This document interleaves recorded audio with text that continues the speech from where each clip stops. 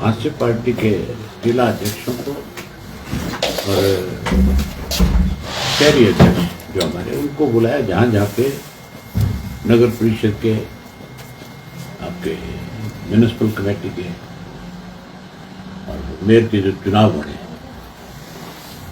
कि वहाँ पे हमें चुनाव सिंबल पे लड़ना है या फिर सिंबल के बिना किसी साथी को चुनाव में खड़ा करना। इसके ऊपर आपस में बैठ करके आज हमने अपना विचार विमर्श किया है और उसमें यही तय हुआ है कि अगले 2 दिन के अंदर वो अपने यहाँ से कौन कौन कैंडिडेट होंगे चुनाव लड़ने में, उनसे बातचीत करके वो हमें अवगत करा देंगे और जहाँ जरूरी होगा सिंबल पे लड़ना वहाँ जरूर सिंबल पे लड़ेंगे। कोई ऐसी जगह भी आ सकती है कि जहाँ हमारी विचारधारा का व्यक्ति हो जो हमारे से समर्थन लेकर के चुनाव लड़ना चाहता हो, वो अपने आप को समर्थित उम्मीदवार के रूप में खड़ा करेगा तो उसकी सपोर्ट भी करेगा। ये हमने आज इस पर फैसला लिया है। दूसरा एक और फैसला जो हमने किया है कि हमारे पार्टी के सीनियर जो साथी हैं उनको हमने 4 जिले दिए हैं। तो जिलों में जाकर के इंडियन नेशनल लोकदल पार्टी के जितने भी पुराने साथी हैं, चाहे वो चौधरी देवीलाल के वक्त के हैं, चाहे चौटाला साहब के साथ रहे हैं, जो किसी वजह से आज निष्क्रिय हैं,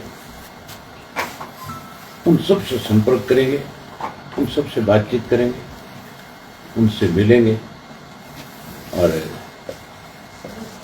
उसके बाद फिर हम अपनी पार्टी का नए सिरे से संगठन बनाने का काम करेंगे।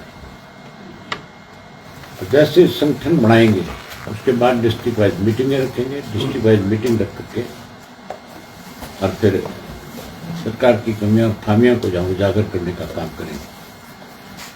वहीं आगे की राजनीतिक रूपरेखा तैयार करेंगे। संगठन को और कैसे मजबूत किया जाए, संगठन को और ज़्यादा प्रभावी कैसे बनाया जाए, उसको लेकर के आगामी पर कार्यक्रम बनाया जाए। सर, कांग्रेस जो है वो ये कह रही है कि हम जो चुनाव हो नगर निगम का पार्टी सिंबल पर लड़ेंगे और इसमें पार्षद भी सिंबल पर लड़ेंगे। नगर परिषद में वो कह रहे हैं सर हम प्रधान पद केवल सिंबल पर लड़ेंगे, पालिका में वो सिंबल पर नहीं जाएगा। तो नेहरू क्या मेयर का चुनाव और दोनों के चुनाव में ये राय ले रही है सब कार्यकर्ताओं से कि दोनों तीनों जगह पे, जहाँ काउंसिल है वहाँ पे भी, जहाँ म्यूनिसिपलिटी है वहाँ पे भी, जहाँ मेयर के चुनाव है वहाँ पे। सर, इस बीच जो वो कांग्रेस ने ईवीएम की बजाय बैलेट पेपर पे चुनाव करवाने की मांग की थी और उस मांग को खारिज कर दी। नेहरू किस तरह से देखते हैं इस मसले को? सर, कांग्रेस जो है 2 तरह की नीति अपना करके आगे काम कर रही है। जब इनकी हिमाचल में सरकार बनी तब इन्होंने ये नहीं कहा था कि ईवीएम में कहीं कोई गड़बड़ी है, तब तो सब कुछ ठीक था। और यहां जो हरियाणा के अंदर कांग्रेस ने बी टीम के रूप में बीजेपी के काम करके जहां बीजेपी की सरकार बनाई और लोगों की तरफ से जो कांग्रेस के नेताओं को इस बात के लेकर के कोसना शुरू किया कि कांग्रेस तो भाजपा के साथ मिलकर के भाजपा को सत्ता में लेकर के आई है, तब ईवीएम में ठीकरा फोड़ दिया कि ईवीएम की वजह से कांग्रेस चुनाव हार गई। तो फिर कांग्रेस ने हिमाचल में कैसे मान लिया ईवीएम ठीक है, वहां पे भी नहीं मानना चाहिए था। फिर लोकसभा में कैसे मान लिया ईवीएम ठीक है, तब भी नहीं मानना चाहिए था। आज इलेक्शन कमीशन के पास जाते हैं, ढोंग करते हैं, अपनी उस चीज को छुपाना चाहते हैं जिस ढंग से हुड्डा ने। आज तो कांग्रेस के सब लोग जो हैं इस बात का खुल करके जिक्र करते और कहते हैं। आज तो सोशल मीडिया पे, इलेक्ट्रॉनिक मीडिया पे, प्रिंट मीडिया में खबरें देते हैं कि सबके लिए जिम्मेवार अगर कोई है तो वो भूपेंद्र सिंह हुड्डा है। दीपेंद्र का एक बयान आया परसों के अखबार में पढ़ा मैंने, उसने यमुनानगर से बयान दिया था और कहा था कि दिल्ली में जो आप पार्टी आ रही है, अगर वो इंडिया गठबंधन के साथ चुनाव लड़ती तो भाजपा सत्ता में नहीं आती। मतलब खुद इस बात को वो स्वीकार करता है कि अगर इंडिया गठबंधन चुनाव लड़ता तो भाजपा सत्ता में नहीं आती। तो फिर हरियाणा में इंडिया गठबंधन क्यों नहीं आया? यहाँ पे भी आना चाहिए था। इसका मतलब हुड्डा का बेटा दोनों नहीं चाहते थे कि कांग्रेस यहाँ सत्ता में आ जाए। मतलब सीधा सीधा है कि ये खुद इस बात को स्वीकार करते हैं कि हम तो खुद नहीं चाहते कि कांग्रेस आगे बढ़े।